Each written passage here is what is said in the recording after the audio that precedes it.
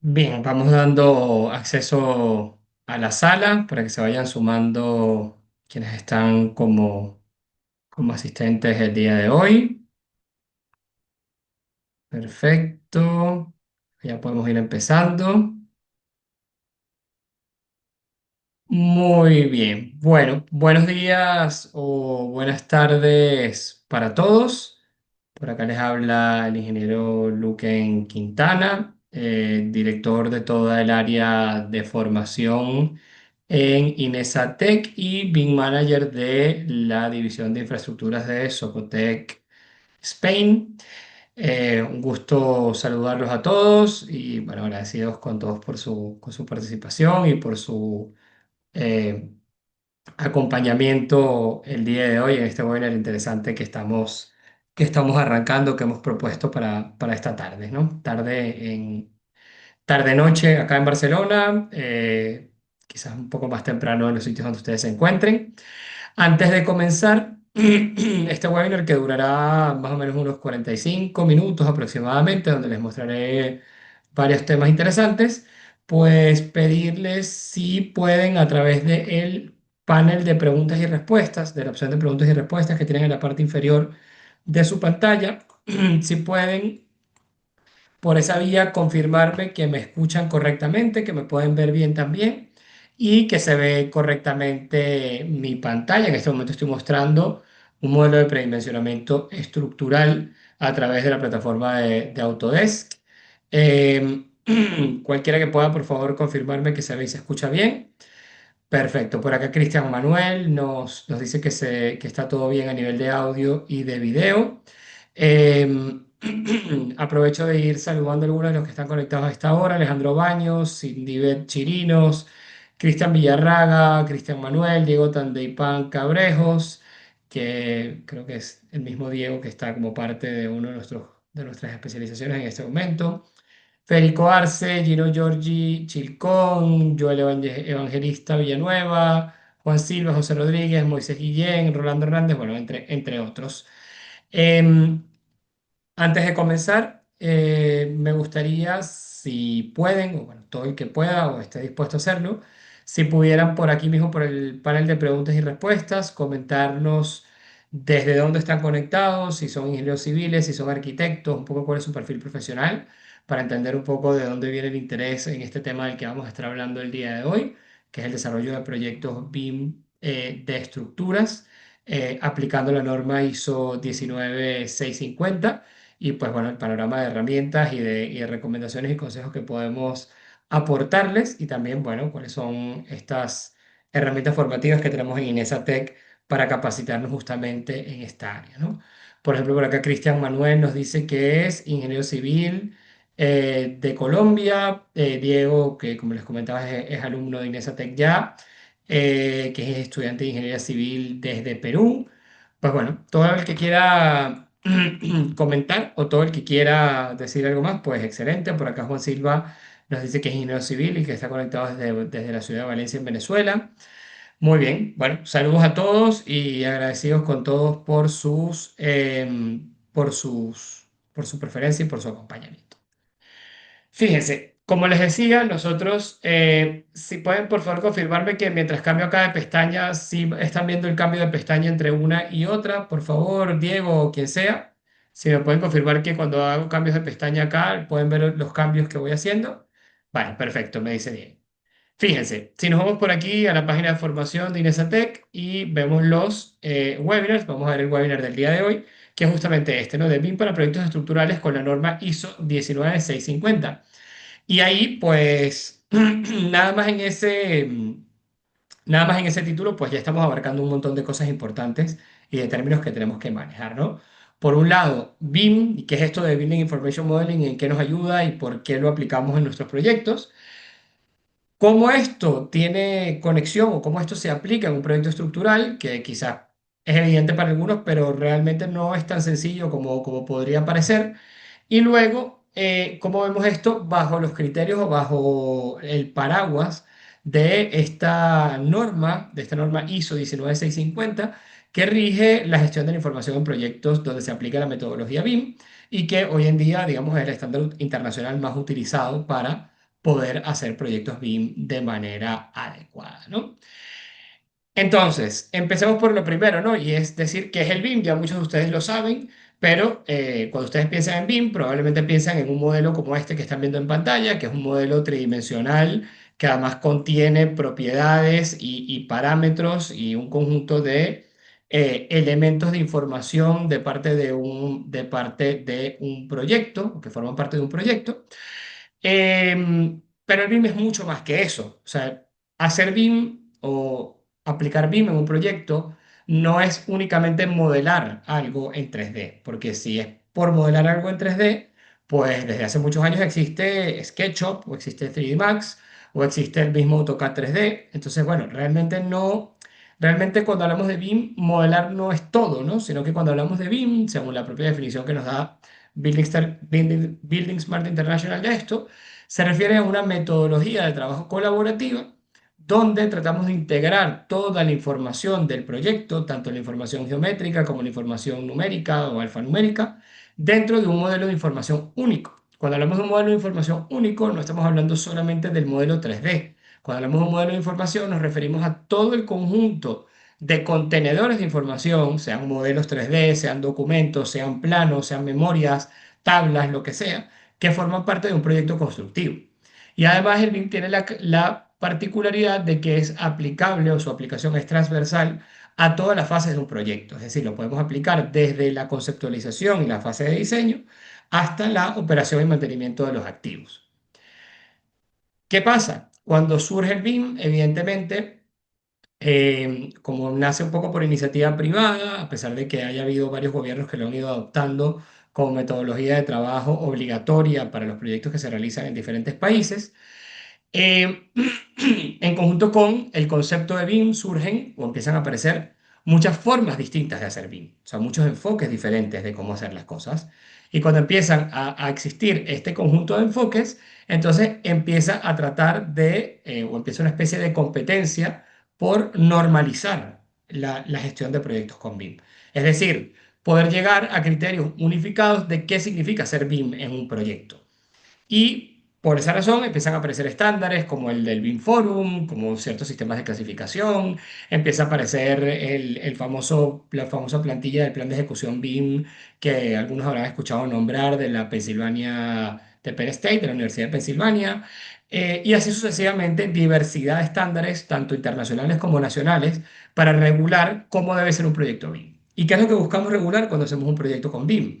Bueno, básicamente un conjunto de cosas. Primero, cuáles son los entregables. Segundo, cómo se genera la información, cuáles son los procedimientos para generar la información. Tercero, o cuarto, no sé por qué número voy ya, qué información debe contener ese modelo, qué información deben contener esos entregables para asegurarnos de que van a ser verdaderamente útiles para la fase del proyecto en la que les quiero aplicar, sea para su diseño, sea para su construcción o sea para su operación y mantenimiento. Y sobre todo, lo más importante de todo, cómo vamos a trabajar colaborativamente esa información, cómo la vamos a intercambiar, dónde la vamos a almacenar, cómo nos vamos a poner de acuerdo en una serie de criterios que todos podamos utilizar para que el proyecto se haga adecuadamente. Entonces, vean todo el número de conceptos que acabo de introducir, ¿no? Acabo de introducir un concepto de flujo de información e intercambios de información. Eso obliga a tener un sitio donde la información se almacene. He hablado también de intercambios o de comunicación en ese intercambio de información. Por lo tanto, eso nos obliga también a pensar cómo nos estamos comunicando, dónde está la trazabilidad de la información que estamos intercambiando, dónde están los modelos guardados, dónde están las correcciones, etcétera, etcétera. Em, y bueno, hablamos de los propios modelos en sí mismos, ¿no? Que son un volumen importante de datos en información geométrica y alfanumérica que tienen o que requieren unas particularidades de software para poderlos consultar, para poderlos revisar, para poderlos corregir y que, bueno, necesitamos también tener las herramientas adecuadas para poder hacer esto, ¿no? Entonces, todo ese universo engloba lo que es el BIM, ¿sí? Unos requisitos de información que nuestros clientes tienen y que nosotros tenemos que cumplir cuando hacemos el proyecto, un conjunto de documentos donde esos requisitos de información se plasman y luego se procesan, los propios contenedores de información o el modelo de información que tenemos que generar para responder a esos requisitos de nuestro cliente y luego la manera en la que toda esa información fluye y se comunica. Entonces ahí estamos viendo ya algo importante. ¿Qué es lo primero que estamos viendo? Lo primero que estamos viendo es que hacer un proyecto con BIM va muchísimo más allá de hacer un proyecto con Revit o de hacer un proyecto con Archicad, o de hacer un proyecto con software con interoperabilidad BIM, sea el que sea.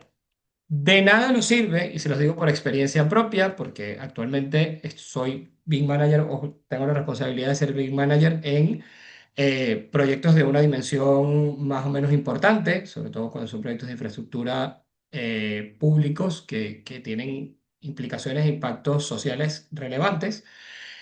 No te sirve de nada ser un experto en una herramienta, es decir, no te sirve de nada ser un experto en Revit, ser un experto, como les decía, en ArchiCAD, si a la hora de la verdad yo puedo ser muy bueno modelando, pero todo el resto de cosas de las que he hablado, cómo vamos a intercambiar la información, cómo trabajo más ordenadamente, cómo trabajo colaborativamente, qué herramientas complementarias necesito al propio software de modelado, etcétera, yo no las manejo. Y cuando me dicen que el cliente tiene X requisito de información, no sé cómo revisarlo y no sé cómo identificarlo y no sé cómo aterrizarlo. Entonces, cuando nos formamos en BIM, nos formamos, por supuesto, en el uso de software y en el uso de modelado, a pesar de que, desde mi punto de vista, esto es totalmente secundario, pero donde está el fuerte o donde deberíamos concentrarnos realmente es en aprender la metodología de trabajo. Porque la metodología de trabajo es donde la gran mayoría de empresas y la gran mayoría de profesionales falla y es lo que es verdaderamente indispensable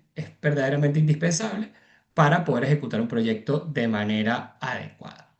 Por acá pregunta Cristian Manuel, ¿qué relación hay entre BDC y BIM? Bueno, BDC es lo que llamamos Virtual Design and Construction, que es un enfoque del sector de la construcción o un enfoque a los proyectos que cuenta al BIM como una de las metodologías que aplica, pero no está limitado solo por el BIM. El BIM es una de las cosas que se aplican en el ámbito del BDC. El BDC viene de un concepto desarrollado en la Universidad de Stanford, tiene una aproximación muy clara, pero yo les diría que al día de hoy, siendo el BIM la iniciativa de digitalización más importante que hay en la industria de la construcción, no puede entenderse el BDC desconectado del BIM. Es decir, tenemos que o sea, el BIM está intrínseco dentro del enfoque que el BDC le da a los proyectos y a la construcción. Entonces, si nuestra intención última es formarnos en BDC, pues igual nos servirá formarnos en BIM, porque al final muchas de estas cosas de la metodología de trabajo y de la forma de trabajar los proyectos son comunes. Entonces, les decía, en todo este universo de cosas que han ido apareciendo, en todo este universo de normas y de estándares y de lineamientos y guías que existen de diferentes dependencias, pues la ISO, la International Organization of Standards, o International Standards Organization, eh, tuvo la iniciativa de tratar de centralizar o tratar de unificar los criterios para el desarrollo de proyectos BIM en una norma única. Bueno, más que una norma, en una serie de normas. Esa serie de normas es la norma ISO 19650, que tiene actualmente 6 volúmenes. Hay un volumen que está, el volumen inicial que trata sobre conceptos fundamentales. Luego hay una serie de volúmenes que tratan sobre todo lo que tiene que ver con el desarrollo de la información, tanto en la fase de proyecto como en la fase de operación y mantenimiento. También hay un volumen que habla, o sea, una de las normas, uno de los subnormas, que habla de la gestión de la información a través de lo que llamamos un entorno común de datos. Y luego hay dos documentos más recientes, la parte 5 y la parte 6.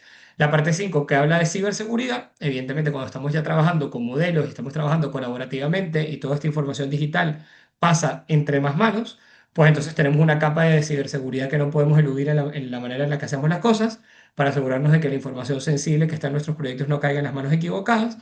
Y por último, el capítulo más reciente de la norma que está centrado en seguridad y salud, ¿vale? Que es cómo aplicamos todo este tema del BIM para la prevención de riesgos laborales y para la seguridad y salud en la construcción y en la ocupación del espacio o de los activos una vez que han sido terminados de construir.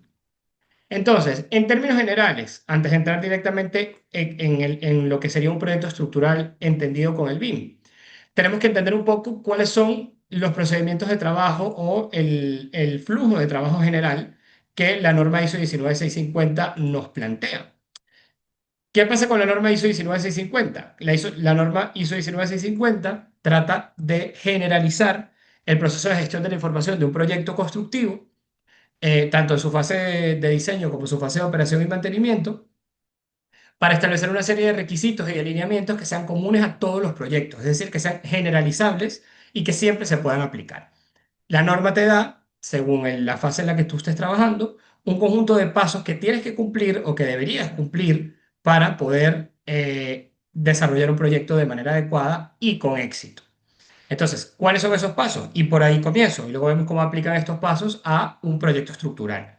Entonces, en primer lugar, la ISO, y les recomiendo que vean este documento de Building Smart Spain. Y Building Smart, como saben, es una organización internacional que promueve el uso de estándares abiertos en el ámbito de en el ámbito de la construcción. Es la organización creadora del formato IFC, que como saben es el formato más utilizado de interoperabilidad entre software en el ámbito BIM.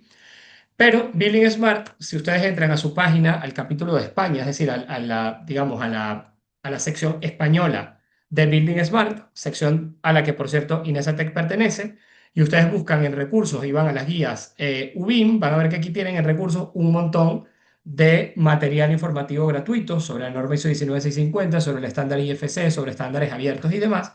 Si ustedes entran ahí y entran a recursos y van a este apartado de la norma en ISO 19650, disculpen, y van aquí a... no, disculpen, aquí en las guías UBIM creo que está, a ver dónde es que está.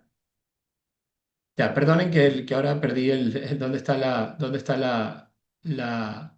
disculpen, no se tienen que meter en casos de uso ni plan de movilización, sino que directamente hacen clic en ISO 19650 y van a encontrar esta documentación, ¿vale? Aquí tienen una serie de plantillas y información base o documentos base que les pueden servir para adentrarse más en el tema de la ISO, pero pueden descargar esta guía, que es la que les comentaba, que la pueden descargar tanto en castellano como en catalán como en italiano, y aquí van a encontrar este documento que, como les digo, es, desde nuestro punto de vista, muy potente porque tiene un muy buen resumen de la norma y de cómo la norma actúa, cuál es su ámbito de aplicación, los conceptos fundamentales que se tienen que manejar para aplicarla y demás. Entonces, yo que al día de hoy trabajo diariamente con estos conceptos, les puedo decir que es un muy buen resumen y que les puede servir para situarse de manera muy rápida en lo que tenemos que hacer. Entonces, esto como complemento a lo que les voy a explicar yo ahora, porque tampoco tenemos tanto tiempo. Entonces, sigo adelante y les comento sobre el flujo de trabajo de la ISO. ¿Qué incluye el flujo de trabajo de la ISO? Y ellos tratan de simplificarlo, como les digo, en un conjunto de fases relativamente bien definidas.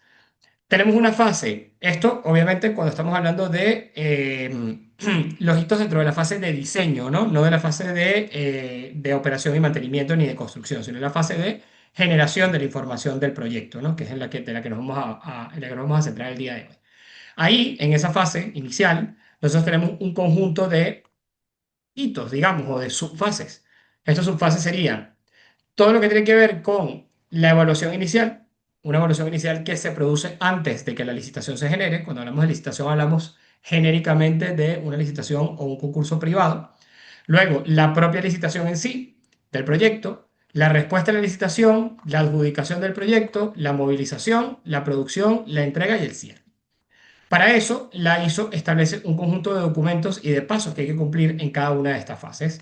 No vamos a entrar a ver cada paso en detalle, porque eso se ve con más detalle en nuestros programas de formación, pero sí que les voy a decir un poco cómo va el flujo y cómo se maneja ese flujo. En primer lugar, hay que entrar en una serie de conceptos acerca de los actores que se involucran en un proyecto. Esos actores que se involucran en un proyecto, la ISO lo suele dividir en tres. Uno de esos actores, o un conjunto de esos actores, es lo que llamamos los adjudicadores.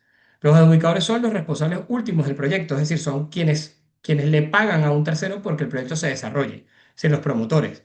Si es un proyecto de infraestructura pública, pues quizás será una administración pública que lo haga. Si es un centro comercial, pues será la empresa constructora o la empresa que va a operar ese centro comercial quien le pague a una empresa de construcción por el desarrollo del proyecto. Entonces, ese será nuestro adjudicador. Es quien emite la licitación, es quien convoca la licitación.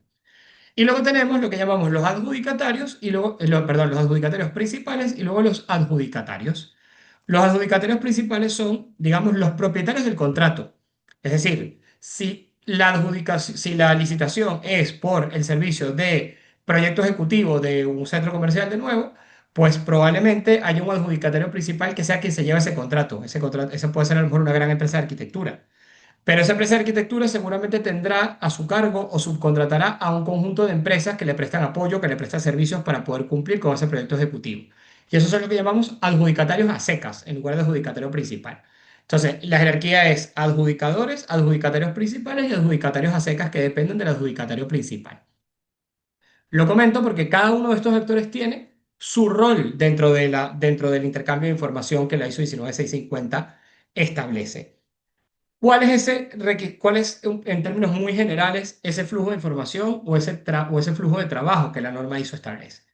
Bueno, lo primero es que el adjudicador tiene que determinar o tiene que designar a una persona que llamamos el gestor de la información. Ese gestor de la información o responsable de la gestión de la información es quien se va a encargar de redactar o de desarrollar cuáles son los requisitos de información que el proyecto tiene. ¿Qué entendemos por requisitos de información? Por requisitos de información entendemos todo aquel material o todo aquel contenido o datos que tienen que estar incluidos dentro de la documentación o los entregables que el adjudicador va a recibir al final. Por lo tanto, dentro de los requisitos de información podemos encontrar planos, podemos encontrar el contenido de esos planos, es decir, porque hay determinadas cosas que esos planos tienen que reflejar. Podemos encontrar modelos 3D, podemos encontrar parámetros o datos que están incluidos dentro de esos modelos 3D. Podemos encontrar muchas otras cosas, memorias descriptivas, memorias de cálculo, tablas. Todo eso son requisitos de información. ¿Por qué? Porque esos requisitos de información los va a requerir nuestro adjudicador para lo que sea, ya sea para luego contratar a quien va a construir, suponiendo que es otra empresa, o ya sea para construir directamente si es una empresa constructora, o ya sea para tener todos los datos completos de lo que se va a ejecutar para que después la operación y mantenimiento se pueda gestionar de manera más eficiente, pues todo eso serán requisitos de información. Entonces, hay tres tipos de requisitos de información según la norma ISO 19650. Los organizacionales, los de proyecto y los del activo. No es fácil de diferenciar necesariamente, lo voy a tratar de explicar en los términos más simples posibles. Cuando hablamos de requisitos de información de la organización, son aquellos que el adjudicador necesita porque van o impactan directamente su misión. Por ejemplo, si el adjudicador está construyendo un edificio de viviendas, porque lo que hace es vender viviendas, pues necesitará que de toda la información que se le entregue en el proyecto haya, por lo menos en algún lado reflejado, cuánto es el costo por metro cuadrado de la vivienda para poderlas luego vender. Entonces, eso es un requisito de información a nivel organizacional, porque eso no impacta el desarrollo del proyecto de manera directa. Luego tenemos requisitos de información del proyecto que tienen más que ver con requisitos de información o piezas de información que tenemos que entregar como parte del desarrollo del proyecto para que el activo se pueda construir. Y luego tenemos requisitos de información del activo, que son datos que necesitamos obtener desde la fase de diseño o de la fase de construcción para que luego el activo se pueda operar. ¿Sí? ¿Qué sé yo? Requisitos de información del proyecto pueden ser las áreas de acero que necesitamos o los armados en un proyecto estructural. Pero a lo mejor un requisito de información del activo es, no sé, el dato de mantenimiento de cada cuánto tiempo se tiene que aplicar una pintura anticorrosiva a la estructura metálica que estamos construyendo para asegurarnos de que una vez que la empresa de mantenimiento adquiera o tome el control de la operación del edificio, pues pueda directamente volver a hacer esto cada vez que lo necesite. ¿Vale? Entonces, todos esos requisitos de información de un, digamos, que la ISO nombra, usualmente los terminamos reflejando, o el adjudicador tiene que reflejarlos en lo que llamamos un documento de requisitos de intercambio de la información. ¿Qué tiene este famoso documento que algunos habrán oído nombrar alguna vez, que es ELEIR? Es la suma de los requisitos de información del proyecto, más los de la organización, más los del activo, y cómo la información se va a intercambiar. Es decir, cómo espera recibir la información el cliente, en qué formatos, cada cuánto tiempo, cuáles son los hitos de entrega, etcétera, etcétera. ¿Por qué? Porque eso es el punto de partida en el cual el cliente, si tiene cierto grado de madurez, pues ya tiene exactamente claro qué es lo que qué es lo que va a necesitar en su proyecto. ¿Vale? A partir de ahí, pues bueno, yo ya sé qué servicios tengo que contratar. Tengo que contratar los servicios que me puedan satisfacer esta necesidad o estos requisitos. Una vez que eso está claro, entonces se abre la licitación, se publica. De nuevo, cuando digo licitación, no necesariamente es un concurso público, puede ser un concurso privado, puede ser una adjudicación directa en la que yo le presento a un proveedor de confianza mío, estos son mis requisitos de información, ahora tú dime cómo me los vas a cumplir. ¿Cómo le decimos nosotros como adjudicatarios principales al adjudicador cómo pretendemos cumplir con esos objetivos y esos requisitos que han planteado? Pues ahí entra lo que nosotros llamamos el famoso plan de ejecución BIM, el famoso BEP. Ese plan de ejecución BIM es el documento que establece las reglas de juego del proyecto. Y normalmente lo hace el BIM Manager del adjudicatario principal. Es decir, por ejemplo, nosotros en donde yo trabajo, nosotros tenemos proyectos de infraestructura para los que nos contratan y cuando se va a generar el contrato, cuando se va a participar en una licitación, pues yo tengo que preparar el BEP. Yo preparo ese BEP. Normalmente se hace un BEP precontrato, que normalmente es como una especie de BEP resumido, donde se toman los requisitos de información y de intercambio de información y en el documento se plasma quién es nuestro equipo, cómo está conformado, cuál es nuestro flujo de trabajo, cómo trabajamos, cómo vamos a responder a cada uno de esos requisitos de información, cada cuánto tiempo van a ser las reuniones, cuál es el protocolo de intercambio, un conjunto de datos, ¿vale? De manera que el cliente cuando lo ve dice, ah, vale, sí, esto me cuadra, esto va bien con los requisitos de información que yo estoy pidiendo, por lo tanto yo a esta empresa la puedo contratar porque está preparada para esto. Y además ahí estoy estableciendo cuáles son los criterios, porque si el cliente me dice a mí, estos son los requisitos y yo los acepto en mi web, pues estoy obligado contractualmente a cumplir con esos requisitos al momento de entregar. Por ejemplo, si el cliente, volviendo al ejemplo del parámetro de la corrosión del acero, si el cliente me dice a mí que él necesita que en el modelo aparezca reflejado en un parámetro para todos los elementos de estructura de acero, cuál es la periodicidad del mantenimiento de la aplicación del fondo anticorrosivo, pues yo lo tengo que incluir. Si yo no lo incluyo dentro del modelo, cuando él vaya a revisar el modelo, él lo va a revisar y lo va a contrastar contra el BEP. Y al revisarlo y contrastarlo contra el BEP, me va a decir, mira, ya va, pero es que aquí te falta este parámetro. Y hasta que este parámetro tú a mí no me lo des, yo no te puedo dar por bueno tu entrega. ¿Sí? Así funciona en el mundo real. Entonces, se prepara un plan de ejecución BIM precontrato, que sería como una propuesta de plan de ejecución BIM. Se suele pedir, a veces, no todos los clientes lo piden, un registro de riesgos, es decir, yo como posible adjudicatario del proyecto, para preparar mi oferta, digo, bueno, los riesgos que yo sé que este proyecto tiene van por aquí. Puede ser que nos retrasemos porque el acero lo traen de China y no llega a tiempo. No sé, hago todo en mi lista de cosas para que desde el principio se sepa que tenemos controlados tanto el cliente como nosotros cuáles son las posibles fuentes de discordia que puede haber a lo largo del proyecto y también preparamos lo que llamamos un plan de movilización. Ese plan de movilización no tiene por qué ser algo muy complejo, puede ser un documento corto, donde explicamos que una vez que se firme el contrato, cuánto tiempo nos vamos a tardar y cómo vamos a hacer para inmediatamente poner en práctica lo que hemos planteado en nuestro web, ¿no? Y cuántos ingenieros van a entrar, cuántos arquitectos van a entrar, en qué lapso podemos estar trabajando, etcétera, etcétera. Entonces, todo eso forma parte de lo que nosotros, de lo que el adjudicatario principal prepara como respuesta a la licitación. Nosotros enviamos nuestra respuesta, que tendrá nuestra oferta técnica, nuestra oferta económica, nuestro BEP precontrato. El cliente revisa entre los diferentes candidatos y selecciona, es decir, adjudica el proyecto a quien tenga que adjudicárselo, según los criterios de evaluación que haya establecido. Una vez que esto pasa, entonces el BEP que antes era BEP precontrato pasa a convertirse en un BEP contractual, que es el BEP definitivo, que de todas maneras pongo un asterisco aquí con lo de que es definitivo, porque el BEP nunca es definitivo, en el sentido de que el BEP puede sufrir cambios de mutuo acuerdo a lo largo de todo el proyecto, pero tenemos un primer BEP que se va revisando y digamos que ese ya es el BEP contractual. Y ahí, en ese momento, cuando se va a arrancar el proyecto, entonces se prepara lo que nosotros llamamos una matriz de responsabilidades donde identificamos todos los entregables y todos los elementos que componen esos entregables y a qué equipos de trabajo les corresponde desarrollarlo. Ahora vamos a ver un ejemplo de esto por un proyecto estructural.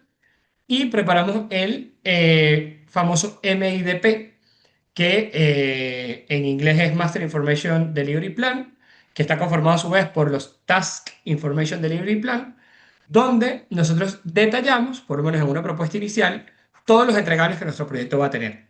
Es decir, desde el índice de planos tentativos que el proyecto va a tener, si es un proyecto estructural a lo mejor serán planos de plantas, planos de alzados, planos de cortes, planos de detalles de cimentaciones, de vigas, de columnas, no sé, despieces, si es una estructura de acero, las uniones metálicas, planos de fabricación y montaje, lo que sea. ¿Sí? Todo, la lista. La memoria descriptiva, memoria de cálculo, modelos analíticos, todo lo que vayamos a entregar.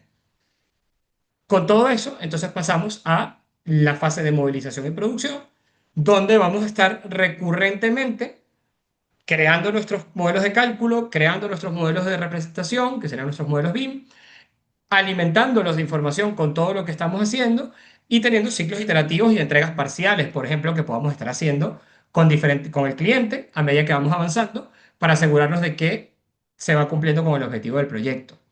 ¿Cuál es la diferencia con un proyecto tradicional? En el proyecto tradicional, muchas de estas cosas ya se hacían, es decir, ya el cliente te pedía ciertas cosas, pero no estaba tan bien estructurado quizás. Y no teníamos esta dualidad de información gráfica y alfanumérica que está contenida dentro de un mismo modelo, que es una novedad del BIM. Las herramientas eran otras. ¿Qué es lo que pasa? Ahora, como ahora sí tenemos una especie de guía o de lineamiento general de nuestro proyecto y de cómo se va a ejecutar, que es nuestro plan de ejecución BIM, entonces ahora tenemos algo contra lo que contrastar. Entonces ahora tenemos un proceso de control de calidad mucho más estricto y mucho más claro, tanto para nosotros autoevaluar nuestro trabajo, como para que el cliente evalúe lo que le estamos entregando. Entonces, si se fijan, cuando entramos acá a la fase de entrega, que en realidad esto es iterativo, esta fase de producción y entrega es iterativa porque sabemos que eso va varias veces en varios ciclos hasta que se entrega definitivamente, pero lo que es importantísimo es que en cada una de estas fases, en cada uno de estos ciclos, siempre se va a chequear nuestro proyecto contra los requisitos de información que estamos entregando y contra, por supuesto, lo que está en nuestro plan de ejecución BIM. Entonces, fíjense, de todo lo que he hablado, de todo lo que tiene que pasar en un proyecto, que no tiene nada que ver con el modelo específicamente, con el software de modelado. Además, piensen que todo esto se tiene que gestionar a través de una plataforma colaborativa, que es un entorno común de datos, que suele ponerlo el adjudicador, aunque en algunos casos el adjudicador lo delega en que sea el adjudicatario el que lo crea. Una plataforma como puede ser el Autodesk Construction Cloud, el Osmin Platform, el Trimble Connect, lo que sea, que es un entorno colaborativo único donde subimos todos los modelos, donde subimos toda la información, donde intercambiamos todo, donde hacemos las correcciones y donde sabemos que queda toda la trazabilidad de la información que estamos tratando. Entonces, esto que yo estoy explicando, esto es BIM.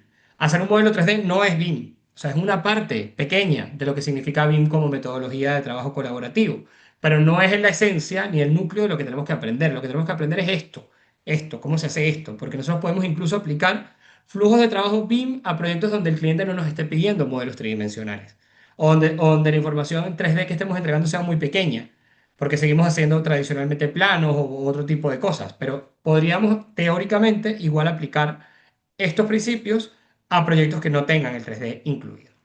Entonces, voy a hacer una pequeña pausa aquí y les pregunto, ¿se entiende esto? ¿Está claro? ¿Tienen alguna pregunta hasta este momento? Porque ahora yo quiero mostrarles un poco cómo se aplicaría esto a un proyecto estructural y comentarles un poco cómo pretendemos enseñarle a ustedes esto dentro de Inesatec. Cualquiera que tenga preguntas, como hizo Cristian, pues perfectamente lo pueden hacer ahora, ¿no? ¿Qué plataformas son las más recomendadas para gestionar la información según la ISO 19650? Pues mira, te puedo decir que todas las grandes casas de software comerciales eh, ya están un poco preparadas o pensadas para manejarlo según la ISO 19650. Lo interesante de la ISO 19650 es que es agnóstica a la herramienta, es decir, eh, como se trabaja con flujos abiertos y flujos colaborativos y además se recomienda fundamentalmente trabajar también con formatos abiertos de los archivos como IFC, pues da un poco igual con qué plataforma lo hagas. Todas son adaptables a la estructura de carpetas que tiene la ISO. Algunas de las más conocidas son las que ya mencioné, ¿no? Trimble Connect, Osbim Platform de ACA, que es bastante interesante. En el caso de Osbim, está muy pensada para trabajar con archivos IFC. El Autodesk Construction Cloud, por supuesto, con todos los detractores que pueda tener Autodesk por su trayectoria o lo que sea, pues también es perfectamente aplicable para la ISO 19650 y demás. Em, Cristian pregunta si se puede convertir este PDF. Este PDF lo pueden encontrar directamente en la página de Plannerly, ¿eh? O sea, esto es un recurso público de un software que vamos a ver ahora. Entonces, por acá pregunta Gino si vamos a ver un ejemplo de un entregable. Pues sí, vamos a ver un poco algunas cosas de un entregable. Entonces, nosotros, por ejemplo, solemos utilizar o eh, utilizamos plataformas como esta, ¿vale? ¿Qué es lo que les quería mostrar?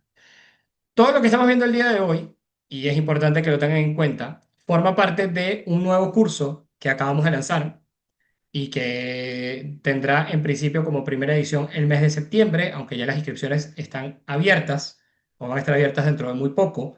Si alguno de ustedes tiene interés en esto, les recomiendo que escriban al correo atención@inese-tech.com para que vayan preguntando precios y demás y lo puedan ver. Luego les explicaré un poco de cómo está contenido, pero justamente identificando esta brecha importante que hay entre aprender a usar el software y aprender a modelar en Revit y verdaderamente ser capaces de gestionar un proyecto estructural de principio a fin, pues lanzamos este curso de BIM para proyectos estructurales que está centrado justamente en hacer un proyecto de estructuras con la norma ISO 19650.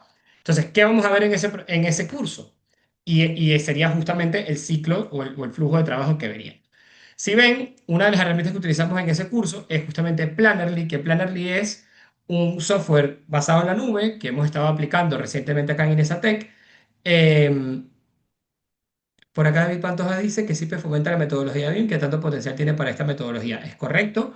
Usamos también software de SIPE, no en este curso particularmente, pero sí, o sea, es decir, nosotros usamos en casi todos nuestros cursos de estructuras, hay presencia de herramientas como SIPE 3D, como SIPE CAD, como StruBIM Connect. Hay un montón de software de SIPE que trabajan con interoperabilidad BIM, porque SIPE tiene su propio entorno común de datos, que es el BIM Server Center de SIPE. Lo que pasa es que el BIM Server Center de SIPE tiene una particularidad, que es que está pensado mucho para trabajar dentro del mismo ecosistema de SIPE. Pero sí que la fomenta y sí que la usamos bueno, tenemos cursos de formación BIM, como el curso de planificación, simulación y presupuesto de obra bajo metodología BIM y el máster en BIM Management, donde vemos herramientas BIM de SIPE como SIPE Archimedes, Open BIM Quantities y demás. Les decía, nosotros gestionamos el proyecto no a nivel de entorno común de datos, pero sí a nivel de documentación y a nivel de revisión en base a nuestro plan de ejecución BIM. Dentro de este curso de BIM para proyectos estructurales, esto es lo que van a ver justamente, lo vemos a través de esta plataforma que es Plannerly. Plannerly tiene la posibilidad de tú crear un entorno colaborativo para la generación de documentación en base a la norma ISO 19650, donde puedes crear equipos de trabajo para el adjudicador, para los modeladores estructurales, para los diseñadores estructurales también, y para todos los equipos que estén involucrados. Y tú puedes generar la documentación. Entonces, si se fijan, la documentación tú la puedes generar de manera colaborativa en la nube. Nosotros en este caso les enseñamos a preparar desde cero los requisitos de información del proyecto y los requisitos de intercambio de información para un proyecto particular de edificación, que en este caso es este que ven acá, el proyecto Manhattan Loft, que es un proyecto residencial en el que estuvimos involucrados hace un tiempo. Ustedes van a aprender en el curso cómo se crean esta documentación. Fíjense que acá tenemos el ejemplo del documento ya terminado. Por ejemplo, este es el documento de EIR que se prepara. Este recuerden que es el que prepara el adjudicador. Pero aunque sea el adjudicador el que lo prepara y no vayan a ser ustedes normalmente quienes estén en ese rol, pues es muy importante que ustedes entiendan qué es lo que el EIR contiene, ¿verdad? Porque ustedes el EIR lo tienen que interpretar después para poder preparar un plan de ejecución BIM. Entonces, les enseñamos a preparar los requisitos de información del proyecto para que ustedes los puedan entender y procesarlos. A identificar cuáles son los usos BIM que se le va a dar al proyecto, cuáles son las dimensiones BIM implementadas, cómo van a ser los procesos de intercambio de la información, es decir, todo lo que el cliente esperaría recibir. Vale, vean que es un documento bastante largo. En el curso se detalla exactamente cómo se prepara y cuáles son todos los requisitos que para este proyecto particular el cliente tiene. Con eso pasamos a preparar el plan de ejecución BIM. Como les dije, el plan de ejecución BIM es el documento que generamos para responderle al cliente cómo se va a responder a esos requisitos de información. Si ustedes entran acá, verán que aquí está el plan de ejecución BIM. En este caso es el precontrato, bueno, ni siquiera es el precontrato, en este caso ya es el definitivo, donde está explicado todo. Entonces está explicada la información base del proyecto, cómo se va a gestionar la información, cuáles son los objetivos BIM que le estamos dando, cuáles van a ser las requisitos o cómo van a ser las medidas que vamos a tomar para satisfacer las necesidades a nivel de información del cliente, detalles adicionales del proyecto, quiénes son los actores involucrados en el proyecto, cómo está conformado nuestro equipo BIM, cuáles son las herramientas y las software con los que contamos, los usos BIM, todo, ¿no? Entonces, todo esto ustedes lo van a aprender a hacer, o lo aprenderían a hacer en el curso. Esto evidentemente lleva varias horas de trabajo, esto tienen que revisarlo. Fíjense que aquí en el propio web estamos estableciendo exactamente todas las reuniones que va a haber a lo largo del proyecto, cómo es el protocolo de comunicación, es decir, cada cuánto vamos a intercambiar la información y cuáles son los formatos de archivos que van a estar cambiando de manos, los hitos del proyecto, esto es muy importante, ahorita les voy a mostrar por qué, el proceso de coordinación 3D, todas las cosas que hay que verificar a nivel de control de calidad, los estándares aplicables, pues todo esto, nosotros hacemos un ejercicio completo en el curso de cómo se montan estas tablas y de cómo se monta esta documentación, que sería la misma que tendrían que montar ustedes una vez que el proyecto estructural ha sido ofertado. ¿Vale? Entonces, ¿cuál es el siguiente paso después de que tenemos ese proyecto estructural ofertado y adjudicado? Pues que tenemos que empezar a desarrollarlo, ¿no? Entonces, cuando tenemos que empezar a desarrollarlo, recuerden que les dije que al momento de desarrollarlo, déjenme que vuelva a abrir por acá, disculpen que lo cerré, este documento con el flujo de trabajo BIM, disculpen un momento, por favor, con el flujo de trabajo de la ISO 19650, que les quiero mostrar una cosa más. Estoy abriéndolo de nuevo aquí en otra pantalla, ¿eh? No, no se ha congelado. Vamos a ver por aquí. Aquí está. Documentación, insumos. Ya, espera un segundo, por favor. Material de apoyo. Aquí está. Vale, lo vuelvo a abrir. Recuerda que dijimos que una vez que el proyecto empezaba, esto es lo que les acabo de mostrar, es lo que pasaba antes de que empezara el proyecto. Ahora que el proyecto empieza, entonces nos vemos obligados a generar una matriz de responsabilidad que está asociada a este plan de entrega de la información. Entonces, eso lo tendríamos que hacer en un proyecto estructural también. En el caso de el curso y en el caso del ejemplo que les estoy mostrando el día de hoy, nosotros hemos desarrollado justamente lo que llamamos el scope, ¿verdad? Que sería la matriz de responsabilidades y los alcances que el proyecto tiene. Es decir, cómo ese proyecto lo vamos a gestionar adecuadamente. Entonces, justo yendo a la pregunta de los entregables que decía Gino. Este es uno de los entregables que tenemos que generar inicialmente. Entonces, claro, esto hay gente que lo maneja directamente en tablas de Excel, hay clientes que tienen plantillas particulares. Nosotros usamos esta de Plannerly porque nos parece que es muy didáctica y muy fácil de ver de esta forma. Pero ¿qué es lo que encontramos en esta matriz de responsabilidad slash alcance del proyecto? Pues la descripción más sintetizada de todas las cosas que tenemos que chequear que le tenemos que entregar a nuestro cliente al final. Entonces, para asegurarnos de que lo estemos haciendo adecuadamente. Entonces, fíjense, nosotros tenemos a la izquierda una lista de entregables, ¿vale? Esa lista de entregables que contiene el propio plan de ejecución PIM, que es un entregable del proyecto. Luego, todos los elementos geométricos que nuestro modelo estructural puede contener. En este caso, fíjense que tenemos cimentaciones, vigas de amarre, muros de hormigón, columnas circulares, columnas rectangulares, vigas de hormigón, losas de hormigón, escaleras de hormigón y estructura de acero con todos sus subelementos, ¿sí? Esto es algo que perfectamente nosotros podemos prever cuando vamos a empezar, porque en función de la tipología estructural que estemos utilizando y en función de los elementos que vayamos a aplicar, ya podemos saber más o menos qué tipos de elementos se van a utilizar. Nosotros creamos este listado de elementos. Vean que tenemos no solamente la cimentación globalmente, sino las cimentaciones divididas, por ejemplo, entre zapatas y su acero de refuerzo, porque en este caso hay que modelar el acero de refuerzo, no nada más se va a representar la zapata de manera volumétrica. ¿Y qué más tenemos acá abajo? Pues la documentación, ¿no? Tenemos los archivos de Revit, que serían los modelos de Revit del modelo, los archivos IFC del modelo, en este caso del modelo conceptual y del modelo detallado, el modelo analítico del proyecto estructural, que ya no es el modelo BIM, ¿no? Sino el modelo de análisis, que puede venir de un software como Robot, que puede venir de un software como Etaps, lo que sea, y que muchas veces el cliente nos lo pide como parte de los entregables. Los archivos de coordinación, como los NWS de Navisworks, las tablas de cantidades que solemos extraer ya sea de Revit o hacer manualmente como parte de la cuantificación del proyecto, todos los planos y por supuesto, bueno, las memorias y demás documentos que podrían existir. Pero en principio estos serían los entregables que hemos definido para este proyecto. ¿Qué otra cosa tenemos eso en cuanto a las filas? En cuanto a las columnas, vean que tenemos las fases y los hitos de entrega. Entonces tenemos la adjudicación del proyecto, la entrega del modelo estructural conceptual inicial, la entrega del modelo estructural analítico, la entrega de la validación del diseño estructural, la entrega del modelo detallado BIM y la entrega del modelo definitivo para construcción, ¿sí? Entonces, si ustedes ven, que algunos habrán escuchado hablar alguna vez de esto que llamábamos el LOD, o el nivel de desarrollo del modelo, verán que nosotros tenemos que a medida que va avanzando la fase, vamos teniendo un nivel de desarrollo mayor del proyecto. Es decir, cuando empezamos en la primera fase del proyecto, vemos que las zapatas las podemos entregar con un nivel de desarrollo de 200 y que los refuerzos para zapatas no son necesarios al principio, cuando estamos generando el modelo conceptual. Cuando ya pasamos al modelo detallado y al modelo constructivo, vean que ya sí tenemos que entregar todo con el máximo nivel de detalle posible, que es un LOT 400, en este caso, que sería ya directo para construir, ¿no? Y lo mismo con todos los demás elementos que el modelo contiene. Entonces, ¿qué es lo que nos está diciendo esto? Que esto va a estar iterativamente trabajándose a lo largo de todo el proyecto que vamos a generar.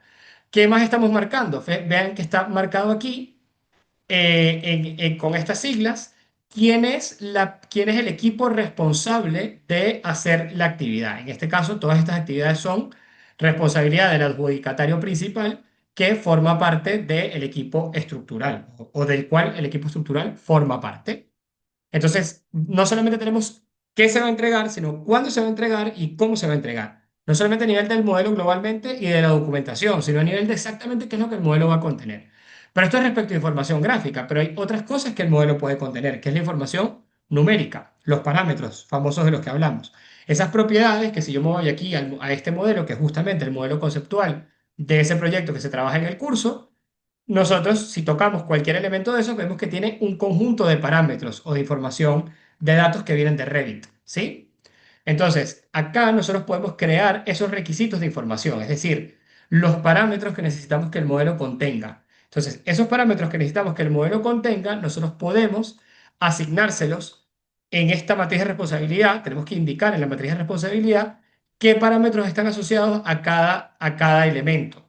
Entonces, si ustedes se fijan, si yo, por ejemplo, abro acá esta zapata, veremos que las zapatas tienen, además del requisito gráfico que vimos anteriormente, tienen definidos los requisitos de información. Es decir, hay un parámetro que se llama Assembly Code, un parámetro que se llama equipo, un parámetro que se llama Foundation Thickness, que es el espesor estructural, y el material estructural. Entonces, cuando a mí me revisen el modelo, me lo van a revisar para asegurarme de que contenga estos parámetros. Si estos parámetros no se contengan, por más bonita que esté mi zapata, por más bien que esté diseñada, por más bien que esté modelada, me van a devolver el modelo y probablemente me van a devolver el proyecto hasta que lo entregue correctamente.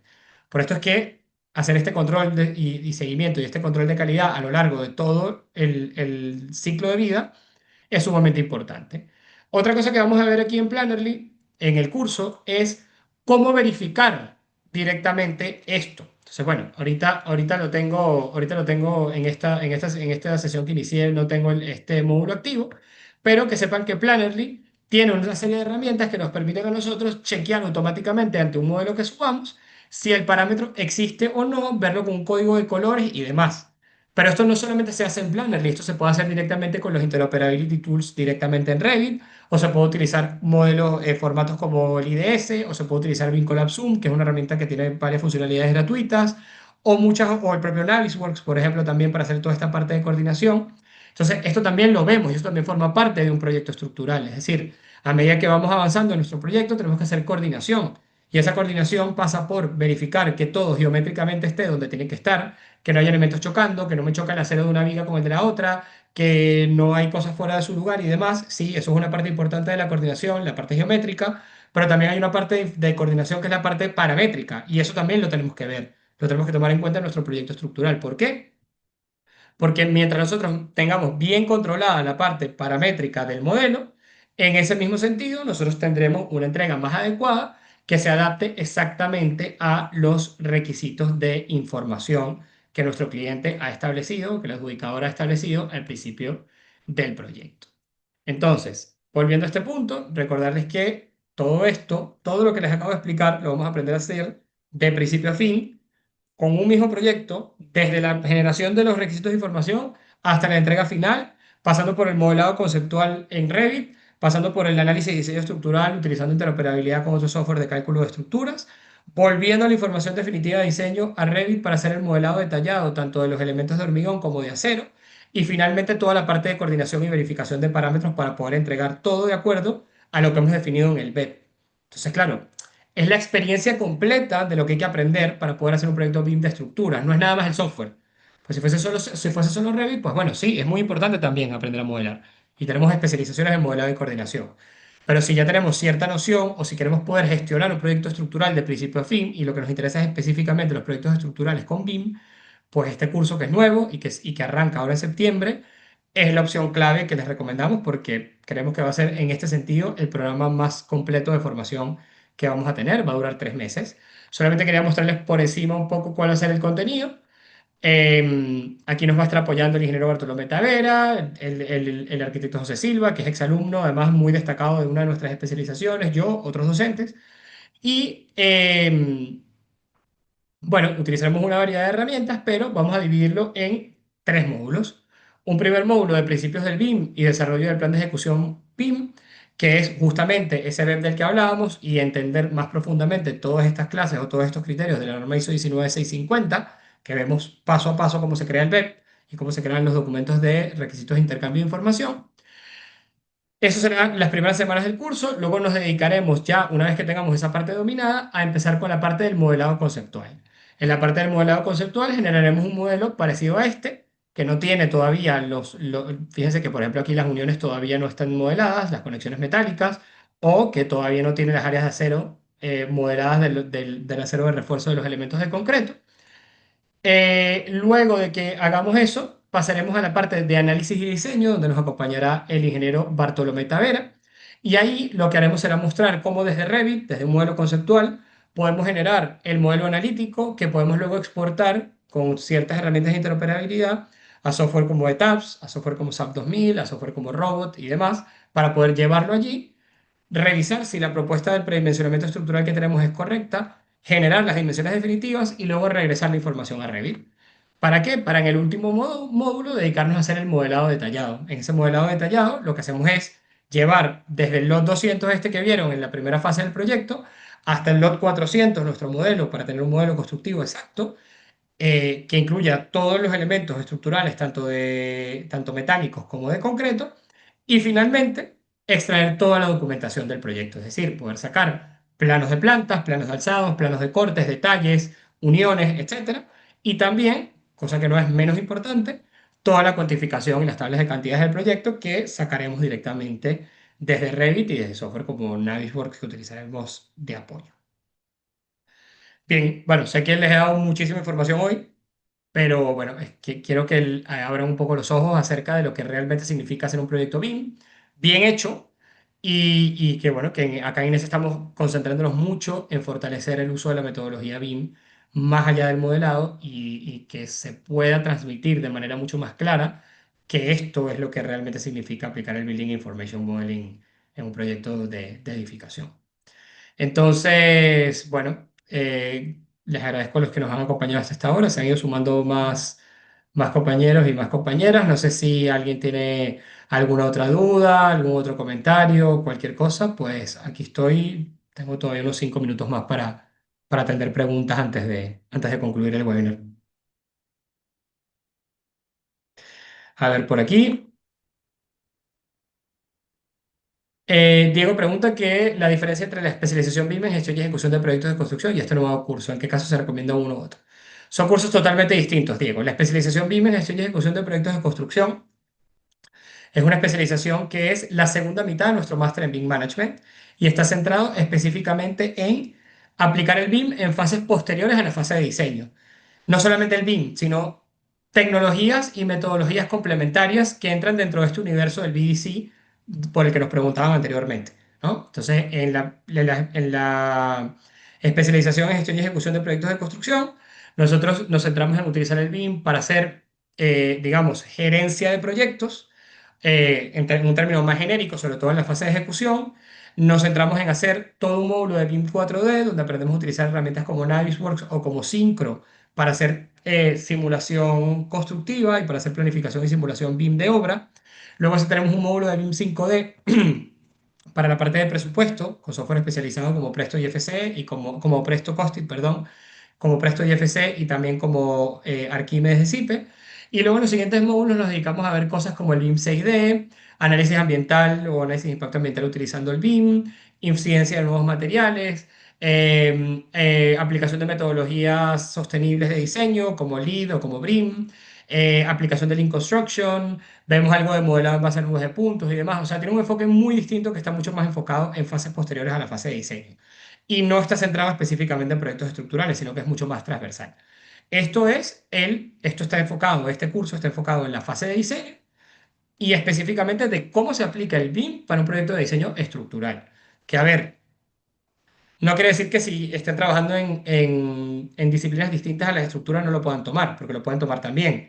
Evidentemente, quien esté en el área de estructuras tendrá una aplicación más directa, pero la gran mayoría de los pasos que se siguen en un curso de este tipo son aplicables también para un proyecto BIM MEP o un proyecto BIM de arquitectura o incluso un proyecto BIM de infraestructuras, con las particularidades de cada caso. En este curso particularmente, pues nos centraremos en un proyecto estructural completo.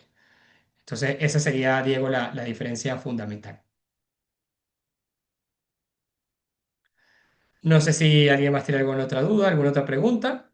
Como les decía, si mandan un mail y si están muy interesados y quieren aprovecharse de la preventa del curso, pues pueden escribir a atención@inesa-tech.com pidiendo información y seguramente les enviarán este catálogo y algunos comentarios sobre el costo y demás para que puedan ir, para que se puedan ir apuntando aquellos que estén interesados. Bien, bueno, por mi parte sería todo. No sé si hay alguien más que tenga alguna pregunta. Alejandro, Cindyvet, Cristian, David, Diego, Federico, Jinson, Jonathan, pues hay mucha gente conectada, ¿eh? Así que si alguien más tiene alguna pregunta, algún otro comentario, pues estoy por aquí.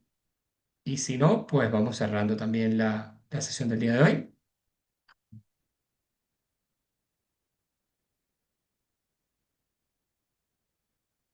Vale, bueno, perfecto. Parece que está todo claro entonces. De todas maneras, ya saben, a través de ese correo info@ins-tech.com o atención@tech.com pueden hacer cualquier consulta, cualquier comentario, preguntar por costos, precios, lo que sea.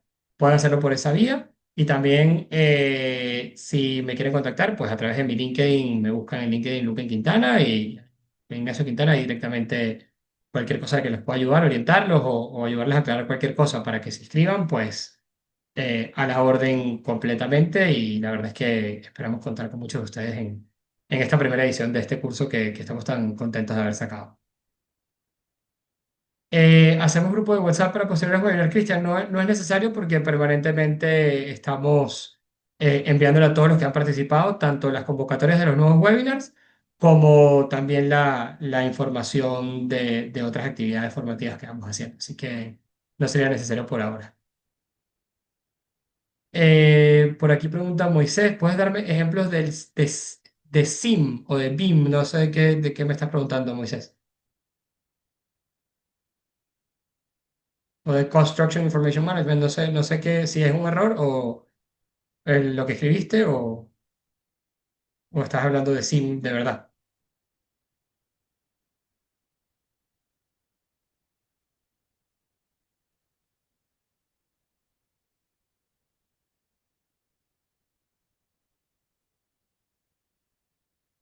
Mm, Vale, pero creo que Moisés no alcanzó a escuchar lo que le estoy preguntando. Ah, vale, ok. Es que no sabía si estabas escribiendo SIM por error en vez de BIM. A ver, hay un montón de casos de aplicación de esto para planificación urbana y ciudades inteligentes. Es decir, ahí, si buscan, por ejemplo, Power BIM y BIM 6D en Google, van a ver un caso muy interesante de una empresa aquí española que está centrada muchísimo en todo este tema de gemelos digitales. Esto es una capa mayor al BIM, ¿vale? Porque al final, cuando hablamos de gemelos digitales y hablamos de todo este System Information Modeling para proyectos de infraestructura, digamos, más de gestión de infraestructura pues aquí lo que tenemos es un conjunto de capas donde el BIM pasa a ser de nuevo, un poco como con el BDC, el BIM pasa a ser una de las capas que alimenta esto, ¿no? Cuando hablamos de gemelos digitales, hay casos muy interesantes acá en España, pero cuando hablamos de casos y en Europa y por ejemplo, en Dubái hay un caso súper emblemático. Estos gemelos digitales de ciudad inteligente contienen modelos BIM, pero contienen también otra serie de capas. Capas que están hechas con IoT sensorización, capas de información que vienen de sistemas GIS, capas de información que vienen de distintas fuentes de o bases de datos de las administraciones públicas, y todo se integra dentro de una misma plataforma de integración de datos, ¿no? Entonces, claro. Esto luego se aplica para gestionar servicios públicos, para muchas cosas. Hay montones de ejemplos. En China está la ciudad de Shenzhen que tiene una locura de cosas que ha hecho Huawei. Hay varias ciudades inteligentes y sitios como Alphabet City en Estados Unidos, como el New Waterfront en Toronto, que al final se terminó paralizando por problemas de seguridad de los datos. Aquí mismo en Barcelona hay algunas iniciativas interesantes de gemelo digital que se han ido desarrollando poco a poco. Hay muchas cosas, ¿eh? Pero bueno, al final esto no va directamente con el foco del webinar de hoy. Por acá pregunta Héctor Monzón, ¿cuál es el nombre del curso? Pues como está aquí en la portada, es curso BIM para proyectos estructurales. Así es el nombre del nuevo curso. Entonces, bueno, pueden preguntar directamente por ello. Moisés, Hay muchísimos casos de esto, ¿no? y de aplicación y de cosas aún más interesantes. Esto lo abordamos un poco en la especialización BIM en gestión y ejecución de proyectos de construcción también, toda esta parte de Smart City. No tenemos tiempo hoy para profundizar mucho más, lamentablemente, pero sí, sí que es parte de los temas que solemos abordar y que solemos tocar y que particularmente a mí me interesa porque yo soy justamente, digamos, mi formación, aparte de ser especialista en estructuras, yo soy máster en gestión y ejecución, perdón, máster en gestión de ciudades e infraestructuras inteligentes. Entonces, bueno, esto es lo que poco por donde fue mi camino de entrada a este tema del BIM y de la aplicación de nuevas tecnologías al sector. Vale, bueno, nos pasamos un poquito de la hora. Gracias a todos por la paciencia, a los que se quedaron hasta el final. Espero que les haya resultado interesante y que, bueno, les saquen provecho y que podamos seguir interactuando en el futuro. Estén atentos ahí a la planificación de cursos y talleres INESA y también a los próximos webinars que vamos a estar teniendo las próximas semanas, que van a estar buenos también. Saludos y muchas gracias a todos y que tengan feliz día o feliz tarde, dependiendo de dónde se encuentren. Ya saben que cualquier cosa me pueden buscar en LinkedIn también y me comentan por ahí cualquier cosa. Hasta luego.